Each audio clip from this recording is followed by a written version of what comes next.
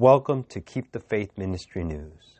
If the COVID-19 pandemic hasn't wreaked enough havoc in the world already, things are going to get a lot worse if the United Nations World Food Program, WFP, is to be believed. According to this body, which tries to deal with food shortages around the globe, the number of people unable to earn enough to feed themselves will cause a huge spike in malnutrition by the end of this year. Quote, all the data we have, including WFP, forecasts that the number of people experiencing malnutrition will grow by 80% by the end of the year. This points to a real disaster, the executive director of WFP, David Beasley, said. Long-term problems.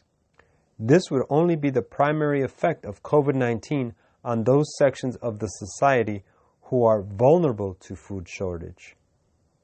Beasley explained that the long-term effects of the disruption caused by the pandemic will aggravate the situation even more in the coming years. Quote, obviously social tensions will grow, migration will increase, conflicts will escalate, and hunger will likely affect those who didn't experience it before, the top UN official warned. This will have devastating consequences. Quote, many will die. Children will suffer from the consequences of malnutrition for many years, and the world will lose all the progress made in fighting hunger over the past decade. He added in an interaction with Russian news agency TASS. Most affected regions, WFP sees South America as the continent which will suffer the most due to the COVID-19 induced food shortages.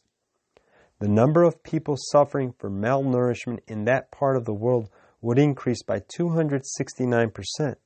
The second worst affected regions would be Central and Eastern Asia, where the rate of increase in malnutrition would be around 135%. The notoriously poor and hunger-stricken sub-Saharan Africa wouldn't be let off easily either. There, the number of ill-fed people would double.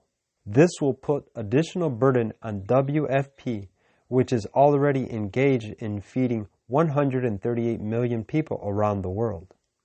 Obviously, the organization is seeking more financial help.